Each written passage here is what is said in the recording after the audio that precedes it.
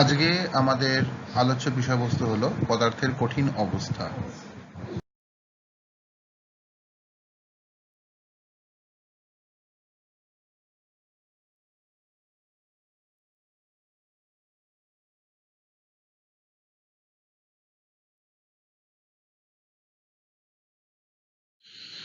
কঠিন পদার্থের অবস্থা দুই প্রকারের, অনিয়তাকার এবং কেলাসাকার বা নিয়তাকার। আমাদের এই অধ্যায়ের মূল বিষয়বস্তু হলো নিয়তাকার কঠিন পদার্থ।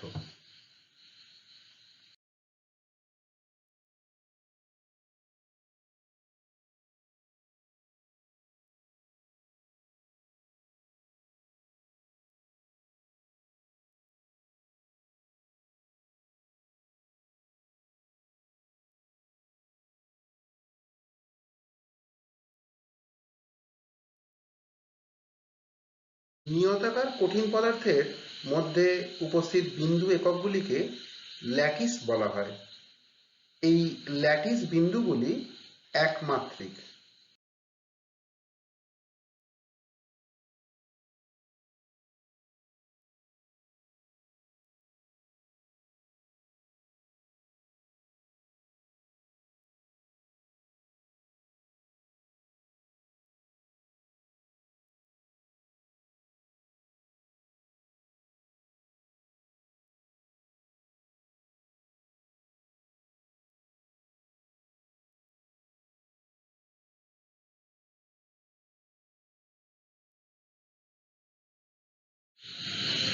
ল্যাটিস বিন্দুগুলি পরস্পর নির্দিষ্ট সজ্জায় যুক্ত হয়ে একটি ত্রিমাত্রিক গঠন উৎপন্ন করে, যা একক কোষ নামে পরিচিত।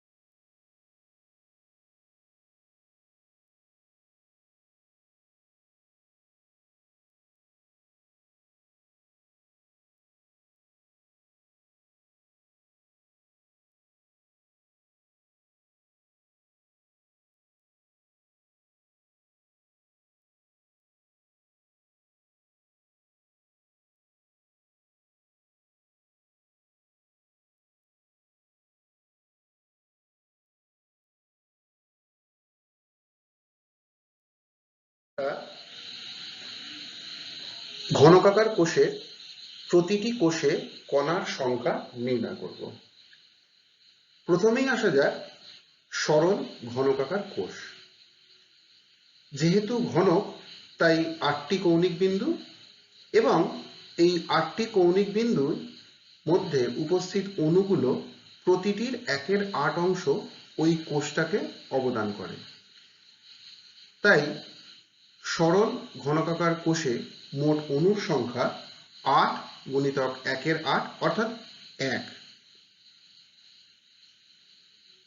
পৃষ্ঠকেন্দ্রিক ঘনকাকার কোষের ক্ষেত্রে সরল ঘনকাকার কোষ তো থাকেই, তার সঙ্গে 6টি পৃষ্ঠে 6টি অণুর প্রতিটির 1/2 অংশ ওই একক কোষকে অবদান করে।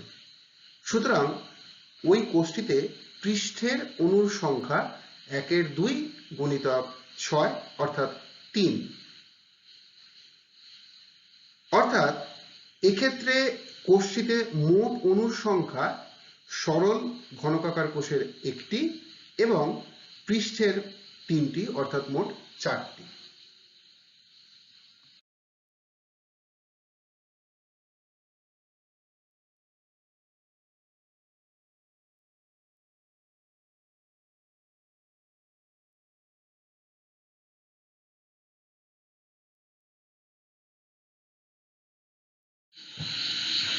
দেহকেন্দ্রিক ঘনকাকার কোষ। আমরা দেখলাম সরল ঘনকাকার কোষে মোট অণুর সংখ্যা 1। আর দেহকেন্দ্রিক ঘনকাকার কোষে একদম ভিতরে থাকে একটি অণু যা ওই কোষটিকে অবদান করে। সুতরাং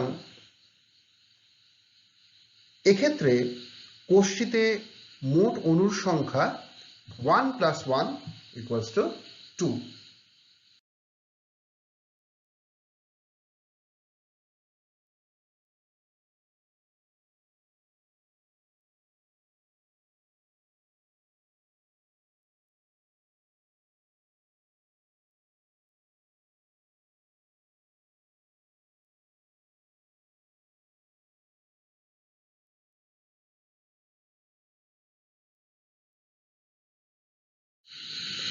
এবারে আসা যাক একক কোষের প্যাকিং দক্ষতা।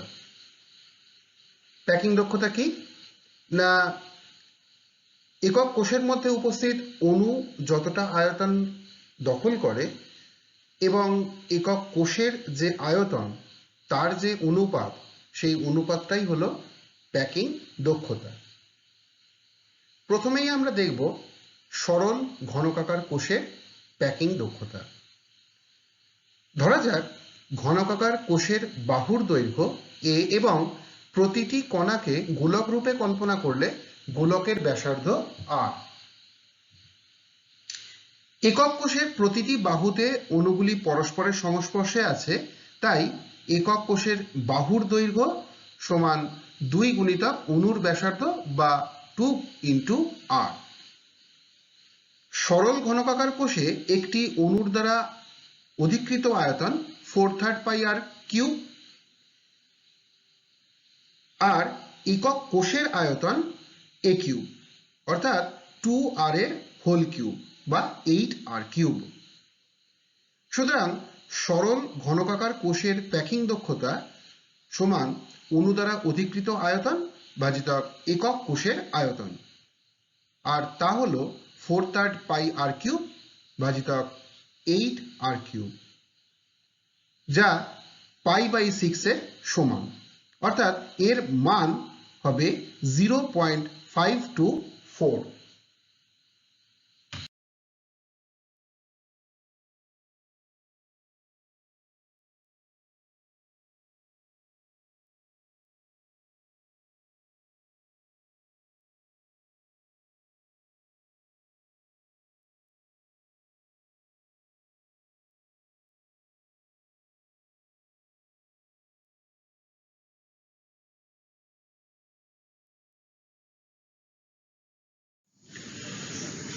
এখন আমরা পৃষ্ঠকেন্দ্রিক ঘনকাকার কোষের প্যাকিং দক্ষতা সম্বন্ধে একটু জানব।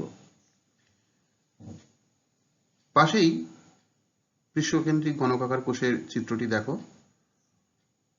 মনে করি পৃষ্ঠকেন্দ্রিক ঘনকাকার কোষের বাহুর দৈর্ঘ্য a আর কণার ব্যাসার্ধ r। পৃষ্ঠকেন্দ্রিক ঘনকের পৃষ্ঠতলের কর্ণ d, যে কিনা ab সেটা 4r এর সমান। ABC সমকোণী ত্রিভুজের AB বাহুর দৈর্ঘ্য পিথাগোরাসের থিওরেম অনুযায়ী √AC² + BC², যা √A² + A² এর সমান, অর্থাৎ a√2 এর সমান। সুতরাং দুটি সমীকরণ 1 এবং 2 কে তুলনা করে পাই 4r সমান a√2 বা a সমান 2√2r। এখন একক কোষের আয়তন যেহেতু a³ সমান 2√2r এর হোল কিউব বা 16√2r³ এর সমান। প্রতিটি কণার আয়তন 4/3 πr³, আর যেহেতু এই কোষের মধ্যে 4টি কণা আছে, তাই কণাগুলির মোট আয়তন হবে 4 × 4/3 πr³। সুতরাং পৃষ্ঠকেন্দ্রিক ঘনকাকার কোষের প্যাকিং দক্ষতা 4 × 4/3 πr³ / 16√2r³, যা 0.74 এর সমান।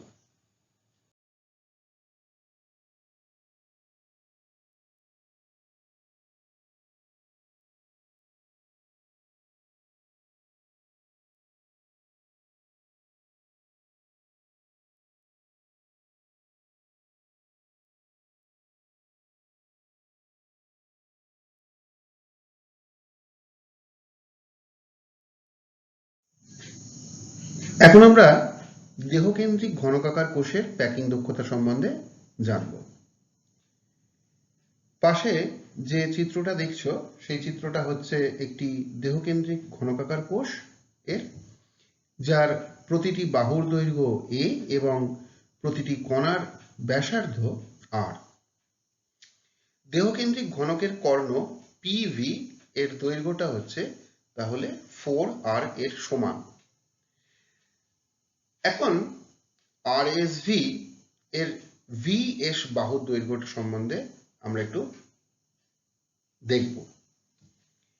VS বাহু পিথাগোরাসের নিয়ম অনুযায়ী square root of SR square plus VR square এর সমান, অর্থাৎ প্রতিটি বাহুর দৈর্ঘ্য যেহেতু a, তাই জন্য এটার মান হবে square root of a square plus a square, অর্থাৎ a রুট 2 এর সমান। এবার আসা যাক PSV সমকোণী ত্রিভুজে, যেখানে PV এর মানটা আমরা বের করতে চাই। PV এর মান তাহলে কত হবে না square root of SV square plus PS square, আর SV স্কোয়ার আমরা আগেই বের করেছি a রুট 2, তাহলে a root 2 whole square plus a square এর স্কোয়ার রুট, অর্থাৎ এর মান হবে a রুট 3। এখন আমরা প্রথমেই পেয়েছি যে PV বাহুর দৈর্ঘ্য 4r, অর্থাৎ 4r এবং a রুট 3 দুটোই সমান, তাই 4r is equals to a root 3। তাহলে এখান থেকে আমরা পাচ্ছি a is equals to 4 by root 3 into r। এই যে দেহকেন্দ্রিক ঘনকাকার কোষ, তা আয়তন তাহলে কত হবে a কিউব, আর এর মান যেহেতু 4 by root 3r, সুতরাং একক কোষের আয়তন হবে 4 by root 3r এর হোল কিউব, যার অর্থ হলো 64 by 3 root 3 into r cube. প্রতিটি কণার আয়তন আমরা জানি, যেহেতু গোলক সেই জন্য 4/3 pi r কিউব,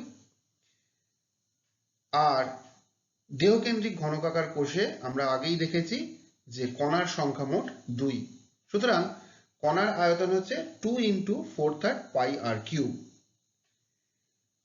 তাহলে দেহকেন্দ্রিক ঘনকাকার কোষের প্যাকিং দক্ষতা কত না 2 into 4/3 pi r cube divided by 64 by 3 root 3 into r cube, যাকে সমাধান করলে পাওয়া যাবে 0.74।